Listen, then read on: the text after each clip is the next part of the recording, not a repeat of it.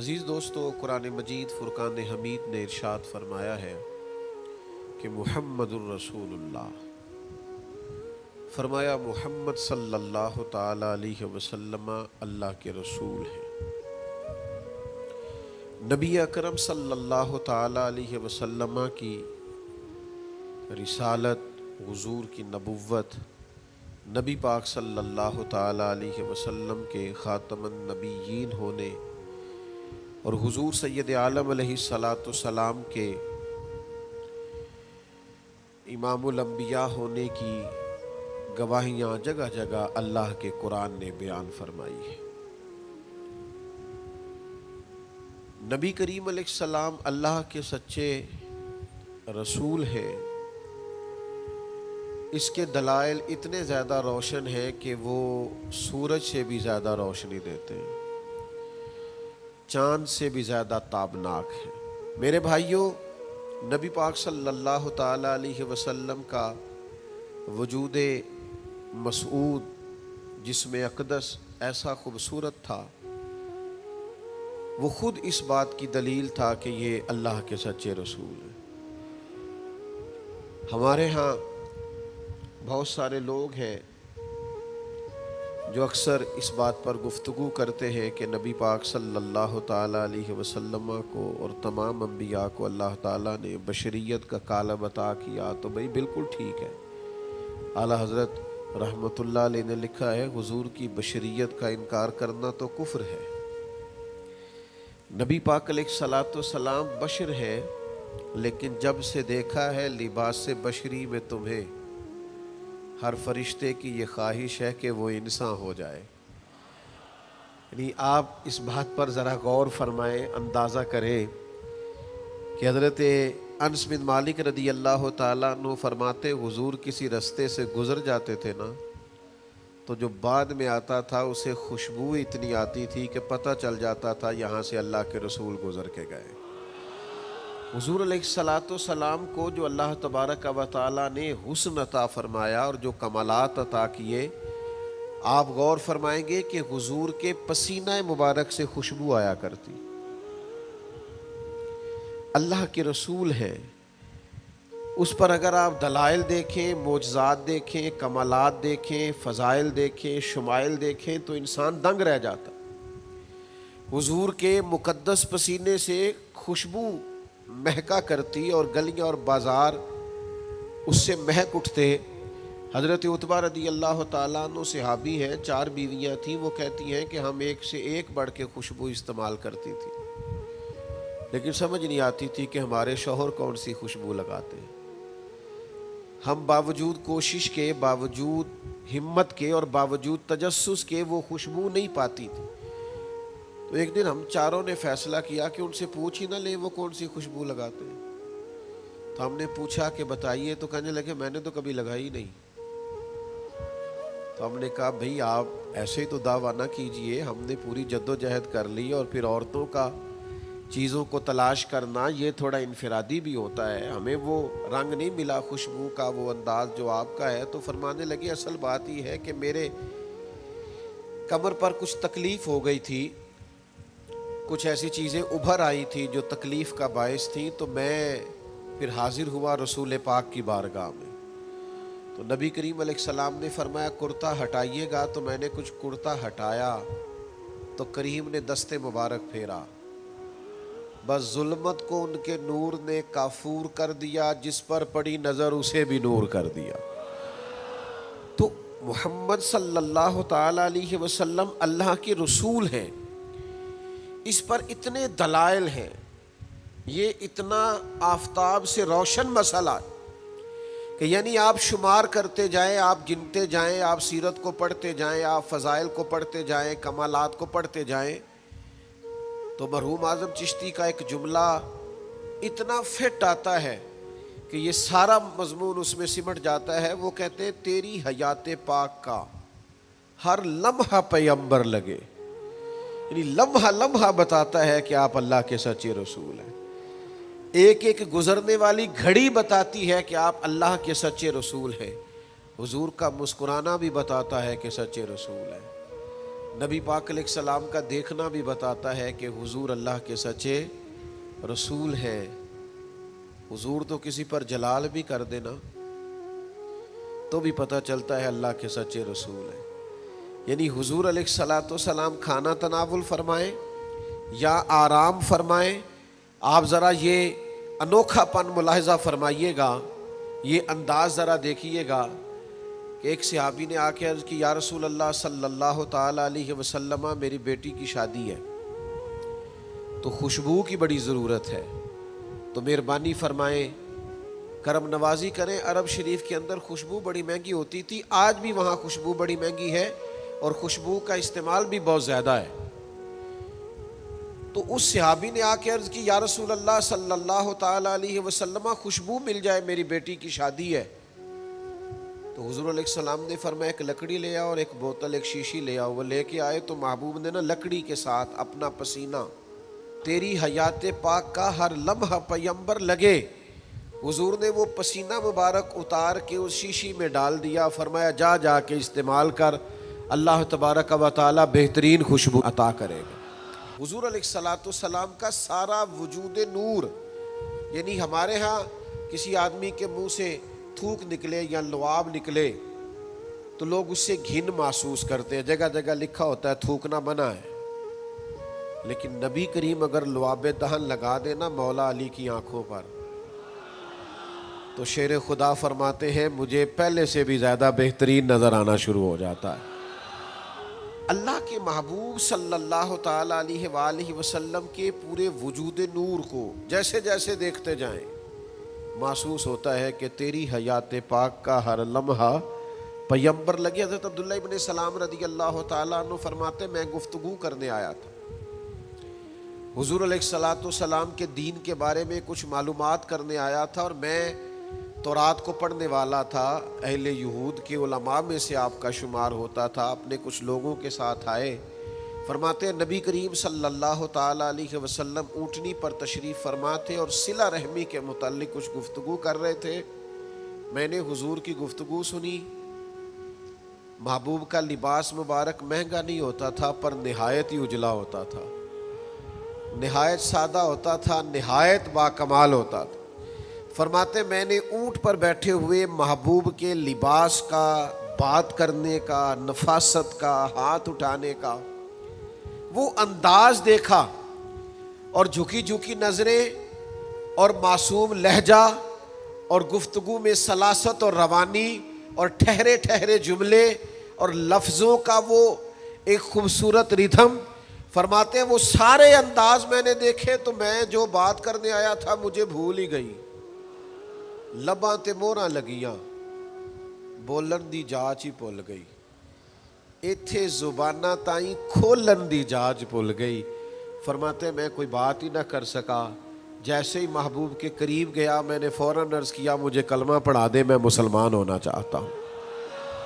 یہ آج جو لوگوں کی طبیعتیں الجھ سی گئی ہیں نا، آج یہ جو بے شمار باتیں، بے شمار گفتگو، سوشل میڈیا کا بے دریغ اور بے ہنگم استعمال، اور ذہن کو ہر وقت تھکائے رکھنا اور طبیعت کو ہر وقت اوور تھنکنگ کرتے کرتے اپنے آپ کو پریشان کر دینا، یہ جو ساری بے چینی ہے، یہ جو سارا اضطراب ہے، یہ جو ساری ہماری طبیعتیں الجھ سی گئی ہیں، ہر آدمی کو دوسرا دشمن نظر آتا ہے اور ہر ایک کو دوسرا اپنا مخالف دکھائی دیتا ہے، اور معاشرے کے اندر بسنے والا ہر آدمی لالچی دکھائی دیتا ہے، محسوس ہوتا ہے سارے شہرت کے لیے لگے ہوئے ہیں، سارے اقتدار کی جنگ لڑ رہے ہیں۔ یہ جو ہماری ساری بدگمانیاں ہیں اس کی بنیادی وجہ یہ ہے کہ ہم ادھر ادھر تو کھل کے دیکھتے ہیں، اپنے محبوب کی بارگاہ کی طرف نہیں دیکھتے۔ ہم جب حضور علیہ السلام کی پرکیف شخصیت کو دیکھیں گے، فضائل دیکھیں گے، کمالات دیکھیں گے، معجزات دیکھیں گے، نعت پاک کی طرف توجہ کریں گے، اخلاق عالیہ کو دیکھیں گے، حسن کردار کو دیکھیں گے، دنیا میں وہ لوگ بڑے عظیم ہوتے ہیں جو نبی پاک علیہ السلام کی محبت میں پوری طرح محو ہو جاتے ہیں۔ آپ یقین کریں جو دروازہ رسول تک پہنچ جاتے ہیں ان کا سفر ہی ختم ہو جاتا ہے، جو حضور کی بارگاہ تک پہنچ جاتے ہیں ان کے ذہن کی مشقت پھر ختم ہو جاتی، انہیں منزل نصیب ہو جاتی. وہ لوگ اس طرح کے ہو جاتے ہیں کہ اب زندگی میں ایک ٹھہراؤ آ گیا، اب سکون نصیب ہو گیا، اب اطمینان قلبی مل گیا، اب مقصود ہاتھ آ گیا ہے، منزل مل گئی ہے. نوجوانوں بہت زیادہ نہ الجھا کرو یار، بہت زیادہ پریشان نہ ہوا کرو. جب دل بڑا گھبرا جائے نا تو اپنے نبی پاک کی سیرت کو پڑھا کرو، حضور کے احوال شریفہ کا مطالعہ کیا کرو، ان کے حسن کی بات دیکھا کرو، جمال کی بات دیکھا کرو، کمال کی بات دیکھا کرو، محبوب کے بانٹنے کا انداز دیکھا کرو، نوازنے کا انداز دیکھا کرو، نبی پاک کا دشمنوں کو معاف کرنے کا رنگ دیکھا کرو، حضور کا عطا کر دینے کا انداز دیکھا کرو. معاشرے میں، سوسائٹی میں ہر طرف بے راہ روی ہے، سارے دشمن ہیں، لیکن محبوب تبلیغ بھی اطمینان سے کرتے ہیں، ان کو دعوت توحید بھی مطمئن ہو کے دیتے ہیں، اور جب ان کے لیے دعا کرتے ہیں تو پھر بھی پوری دل جمی کے ساتھ دعا کرتے ہیں. یہ خاص ٹھہراؤ آپ کو حضور کی بارگاہ تک جانے میں ملے گا. ہم نا رسمی سی محفل کرتے ہیں، رسمی سا میلاد، رسمی سا معراج، رسمی سی سیرت، رسمی سی باتیں. وہ جو خاص ایک کیفیت ہوتی ہے نا امتی کی پوری طرح محبوب کے قدموں سے جڑ جانا، یہ والہانہ پن کبھی ملے نا، والہانہ پن. یعنی حضرت طلحہ بن برا رضی اللہ تعالیٰ عنہ کی نبی کریم سے ملاقات ہوئی، حضور سے ملے اچانک، اور دوڑ کے جا کے نا تو نبی پاک کے قدموں سے لپٹ گئے، اور پھر لپٹے ہیں اور والہانہ انداز ہے اور وارفتگی دکھا رہے ہیں اور عشق کا مظاہرہ کر رہے ہیں، اور پھر اسی درد اور تڑپ میں عرض کرنے لگے حضور مجھے کوئی حکم کرے، میں فوراً تعمیل ارشاد کروں گا، کچھ فرما دیں. یہ والہانہ پن، یعنی کبھی آپ بڑے بے چین ہو تو کہیں یار کھولو سیرت کی کتاب، اپنے نبی کا کوئی ذکر پڑھتے ہیں، کھولو فلاں آدمی کو سنے جو حضور کے عشق کی بات کرتا ہے، آؤ کوئی نعت پاک کا نغمہ چھیڑ دے جو ہمارے دلوں کو ٹھنڈا کرے، آؤ کوئی قرب پائے حضور کے دروازہ نور کی طرف سفر کرے. ہم کہاں الجھے ہوئے ہیں، کہاں سکون تلاش کر رہے ہیں، کہاں ہم نے اپنے آپ کو الجھا دیا ہے، کن بے معنی اور بے مقصد باتوں میں ابحاث اور بحثیں کر کر کے اپنے آپ کو پریشان کیے ہوئے ہیں. آئیے دیکھیے رسول اللہ صلی اللہ تعالی علیہ وسلم کی زندگی کا لمحہ لمحہ آپ کے کلیجے کو ٹھنڈا کرے گا، آنکھوں کو سکون دے گا، باطن کو پاکیزہ کرے گا، سوچوں کو نکھار دے گا. کہہ لینے دو مجھے یہ جملہ، حضور سے پیار کرو، جینے کا بھی مزہ آئے گا، مرنے کا بھی مزہ آئے گا، لطف نصیب ہو جائے گا، سرور نصیب ہو جائے گا، ایک کیف سا میسر آ جائے گا. حضور کی بارگاہ عالی مرتبت تک جڑو، نبی پاک علیہ الصلوۃ والسلام کے اخلاق عالیہ کو اپناؤ، کردار کو سمجھو، حسن تکلم کو سمجھو، نبی پاک علیہ السلام کی باتوں پر غور کرو. یقین کرو کبھی کبھی پڑھتے پڑھتے وجد ہو جاتا ہے، کبھی کبھی ان باتوں کو صرف مطالعہ کی نظر سے دیکھیں، سیکھنے کی نظر سے دیکھیں تو ایسے لگتا ہے کہ جیسے روح پرواز کرنے لگی. یہ اس طرح کے بھی کمالات ہوتے ہیں، یہ بھی رنگ ہوتا ہے، یہ بھی انداز ہوتا ہے، یہ بھی طور طریقے ہوتے ہیں. اور پھر حضور امی ہے، نبی کریم نے دنیا میں کسی استاد سے پڑھا نہیں، حضور سید عالم صلی اللہ تعالی علیہ وآلہ وسلم کسی مکتب میں نہیں گئے، حضور نے کسی مدرسے سے تعلیم نہیں پائی. لیکن جب حضور بات کرتے نا، جب محبوب حکمت کے موتی رولتے نا، جب نبی پاک علیہ الصلوۃ والسلام کوئی کلام کرتے نا، آپ یقین کریں ایسا انوکھا پن، ایسا نرالا فیصلہ، ایسی حکمت اور دانائی سے بھری ہوئی بات، یعنی جو فلسفیوں سے کھل نہ سکی اور نکتہ وروں سے حل نہ ہوئی، وہ بات ایک طیبہ والے نے بتلا دی چند اشاروں سے. حضور دو چار اشارے کرتے اور عقدے کھل جاتے. ایسی دانائی والی بات، ایسی قیمتی بات، ایسی انوکھی بات محبوب بیان کرتے. حضرت سعد بن عبادہ رضی اللہ تعالیٰ عنہ کے پاس نا فتح مکہ کے موقع پر جھنڈا تھا. وہ علم بردار تھے. جن کے پاس جھنڈا ہوتا تھا وہ آدمی سب سے آگے آگے ہوتا تھا. اب ایک وقت ایسا آیا کہ صورتحال اس طرح کی بن گئی کہ حضرت سعد بن عبادہ کو اس منصب سے ہٹایا جائے گا. بڑا مشکل فیصلہ ہے. انہوں نے کوئی ایسی معاذ اللہ غلطی بھی نہیں کی، لیکن حالات ایسے آ گئے ہیں کہ جناب سعد ابن عبادہ کو ہٹانا پڑے گا، ان سے جھنڈا لیا جائے گا. صحابہ بڑے پریشان ہیں کہ حساس آدمی ہے، ان کی خدمات بہت زیادہ ہیں، کس طرح ان کو ہٹائیں گے، کیا کریں گے. نبی کریم کی بارگاہ میں عرض گزار ہے، یا رسول اللہ کیسے ہٹائیں حضرت سعد ابن عبادہ کو، اور کیفیات اور حالات بھی ایسے ہیں کہ ہٹانا بھی پڑے گا. آج کل نا بہت سارے لوگ کام تو کرتے ہیں پر دانا نہیں ہوتے. جذباتی فیصلے، جذباتی باتیں، ایموشنل گفتگو، وقتی طور پر چیزوں کو بہتر کرنا، اور بس وقتی طور پر آج گزارا ہو کل دیکھی جائے گی، لیکن چیز کی گہرائی تک، اس کی اصل تک نہیں اترتے، اس کے سارے لوازمات کو نہیں دیکھتے، قبل از وقت منصوبہ بندی نہیں کرتے. ہمارا مزاج نہیں ہوتا، ہم ٹھہراؤ اپنی زندگی میں نہیں لاتے. نبی پاک چونکہ اللہ کے رسول ہیں، ہر لمحہ حضور کا پیغمبر لگتا ہے. اب حضرت سعد ابن عبادہ کو ہٹانا ہے اور ان کی جگہ کسی اور کو مقرر کرنا ہے، اور بندہ بھی بڑا حساس ہے اور بات بھی کوئی ایسی نہیں، تو کیا کریں. پتہ ہے نبی کریم علیہ السلام نے کیا کیا؟ حضور فرمانے لگے کوئی پریشانی نہیں، ہٹا دیتے سعد ابن عبادہ. حضور نے بلایا، فرمایا سعد میرا ارادہ بنا ہے کہ جھنڈا آپ سے لے لیا جائے. حضرت سعد ابن عبادہ نے ابھی گردن جھکائی تھی تو حضور فرمانے لگے میرا ارادہ ہے آپ سے لے کے آپ کے بیٹے کو دے دیا جائے.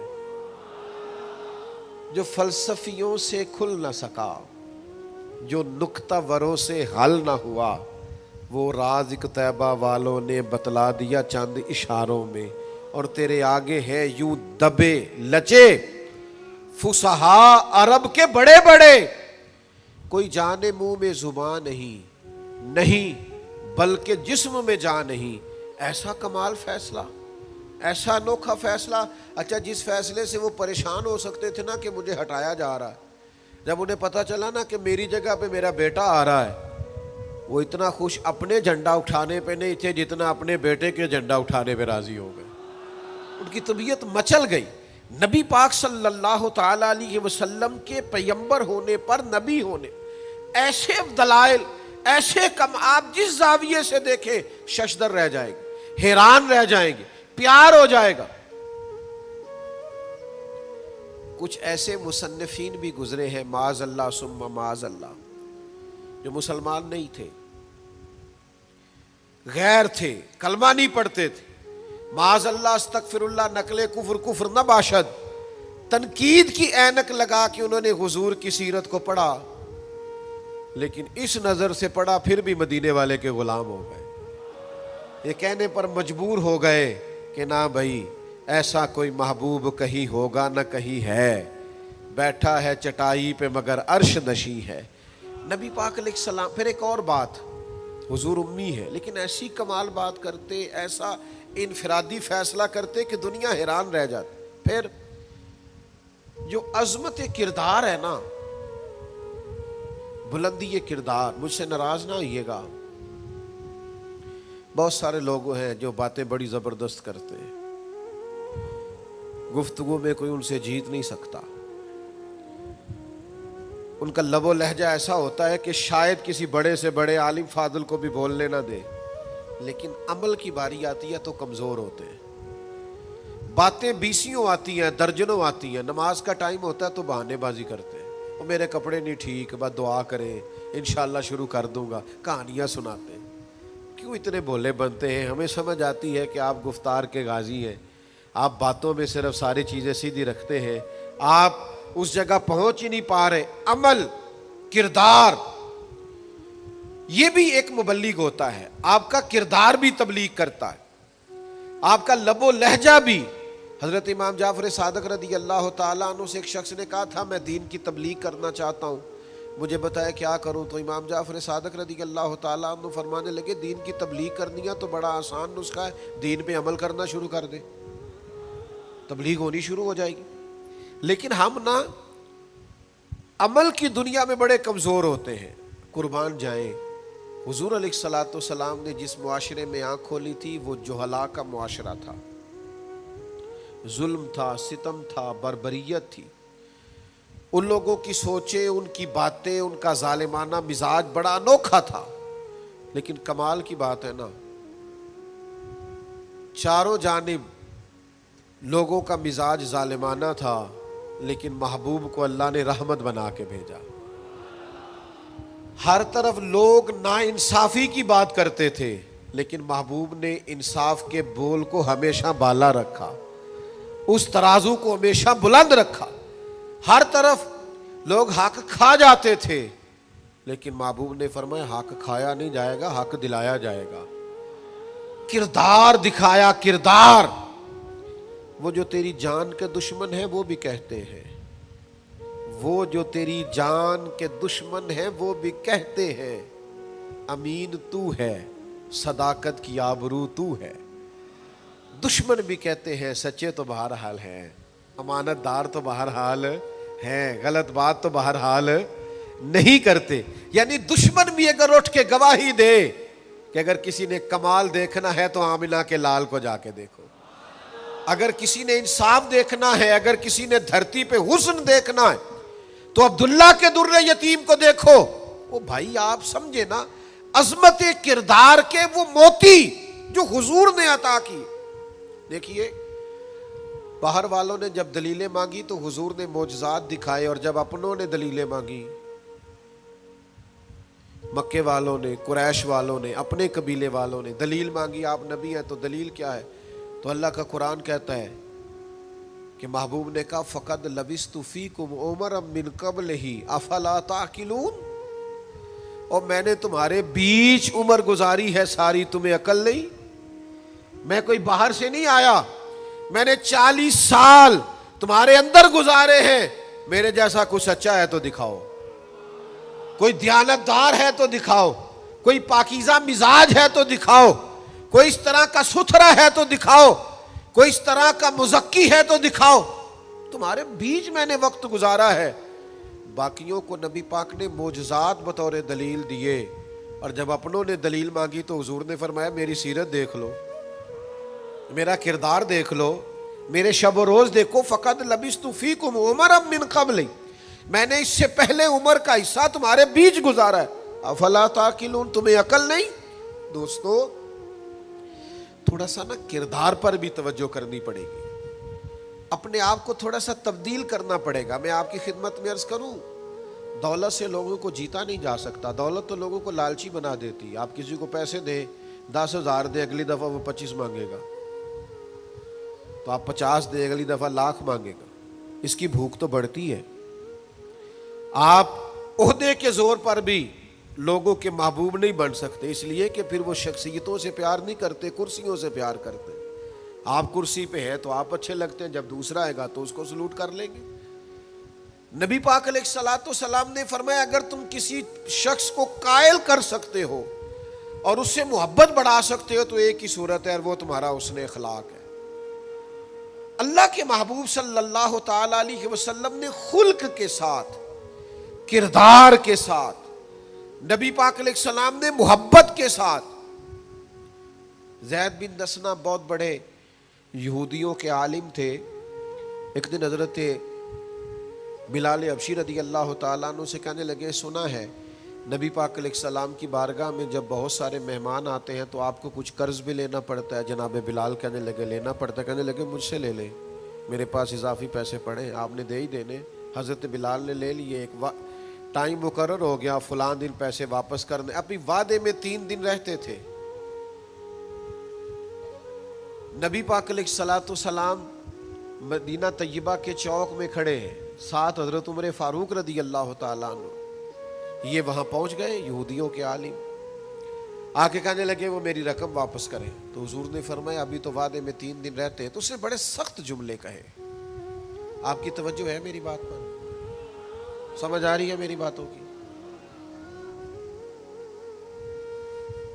چڑھانے والے اتنے خطرناک نہیں ہوتے جتنے چڑھ جانے والے خطرناک ہوتے ہیں. اتنی جلدی کسی کی باتوں سے چڑھا نہ کرے. یعنی ہر ایک کوئی دشمن بنا لیتے ہو. جس کا سٹیٹس ہی نہیں آپ کے ساتھ کھڑے ہونے کا اسے بھی دشمن بنا. اور دعا کرو کہ دشمن بھی خاندانی ہو. ہر ایک کوئی دشمن مان لیتے ہو. اسے بھی میرا اختلاف ہے, یہ بھی مجھ سے حسد کرتا ہو. چھوڑے یار, آپ کا کوئی سٹیٹس ہی نہیں ہے. سب کے ساتھ آپ کا مقابلہ شروع ہو جاتا ہے. کہیں رکے تو صحیح. کہیں وہ جو 3 بندے وہاں کھڑے ہیں, وہ جو 4 وہاں کھڑے ہیں, وہ جو 5 وہاں کھڑے ہیں, وہ میرے خلاف باتیں کر رہے ہیں. اور یار آپ بلا وجہ پریشان ہیں. وہ کوئی اور گل پہ کر دینے تو ہڑی نہیں کر دے. وہ کوئی بلا وجہ دشمن بنا لینا, چڑ جانا, ذرا سی بات پہ ڈسٹرب ہو جانا, بہت زیادہ پریشر اپنے ذہن پہ ڈالنا, اس سے بندہ کمزور پڑ جاتا ہے. انہوں نے سخت جملے کہے, لیکن نبی کریم صلی اللہ تعالی علیہ وآلہ وسلم نے نا کسی بات کا کوئی جواب نہیں دیا. حضرت عمر نے تلوار نکال لی. تو حضور فرمانے لگے عمر آپ نے تلوار نکال لی ہے, آپ کو چاہیے تھا انہیں کہتے مطالبہ نرمی سے کریں اور مجھے کہتے ان کی رقم واپس کریں. فرمایا چھوڑو. یہ جو وقار ہوتا ہے نا, یہ آدمی کے قد کاٹ کا پتہ دیتا ہے. یہ جو حوصلہ ہوتا ہے یہ اس کی تعلیم کا, اس کی تربیت کا, اس کے علم کا, اس کے بڑے ہونے کی خبر دیتا ہے. حضرت عمر سے حضور نے فرمایا چونکہ انہوں نے اب پہلے مطالبہ کر لیا ہے تو ہم ایسا کرتے ہیں پہلے ہی پیسے دے دیتے ہیں.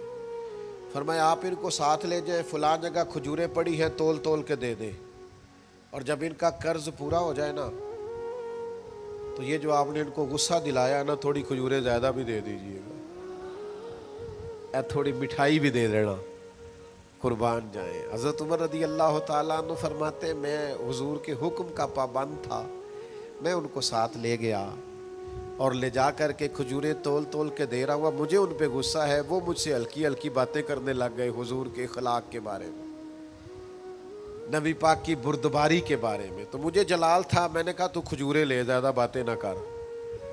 میرا اپنا ایک خیال تھا کہ انہوں نے بڑے سخت جملے کہے ہیں. تو فرماتے انہوں نے میرا ہاتھ تھاما اور کہنے لگے عمر یار میرے اوپر جلدی نہ کر, میرے درد کو سمجھ, میں تورات کا عالم ہوں, میں نے اللہ کے آخری نبی کی جتنی نشانیاں تورات میں پڑھی ہیں ساری مدینے والے محبوب میں پائی جاتی ہیں. ایک نشانی میں نے یہ پڑھی تھی کہ جتنا کوئی جہالت کرتا جائے گا نبی پاک کا علم اتنا ہی غالب آتا جائے گا, حضور کی بردباری اتنی بڑھتی جائے گی. تو میں نے نا جان بوجھ کے حضرت بلال کو پیسے دیے تھے, اور 3 دن پہلے میں نے واپسی کا مطالبہ بھی جان بوجھ کے کیا تھا. میں نبی کریم کا علم دیکھنا چاہ رہا تھا, میں وہ تورات کی نشانی دیکھنا چاہ رہا تھا, اور پھر میں نے سخت جملے بھی جان بوجھ کر کیے. پر قربان جاؤ مدینے والے کو جس اینگل سے بھی دیکھا ہے اللہ کا سچا رسول ہی پایا. محمد الرسول اللہ, محمد اللہ کے رسول ہے صلی اللہ علیہ وسلم. اب وہ کہنے لگے جناب عمر سے مجھے لے جائے نا, میں نے حضور کا کلمہ پڑھنا ہے, مجھے لے جائے بارگاہ تک, میں نے نبی پاک علیہ السلام کی غلامی کا پٹا گلے میں ڈالنا ہے. تو میرے بھائیوں نبی پاک علیہ السلام کی بارگاہ تک رسائی پائیے, حضور کی عالی مرتبت بارگاہ کی طرف اپنے آپ کو لے کر کے جائیے. آج اگر ہم اطمینان چاہتے ہیں ذہنی طور پر بھی, قلبی طور پر بھی, روحانی طور پر بھی, فکری طور پر بھی, تو ایک ہی راستہ ہے, اپنے آپ کو حضور سے وابستہ کریں. ہم جس طرح کی آزمائشوں کا دن رات شکار ہے, اور جس طرح سے ہمیں نئی نسل الجھی ہوئی, بے چین, بے قرار اور مضطرب نظر آتی, اس کا کوئی اور حل نہیں ہے. اس کا ایک ہی حل ہے کہ مرنے کی طرف دیکھ, نہ جینے کی طرف دیکھ, جب چوٹ لگے دل پہ تو مدینے کی طرف دیکھ.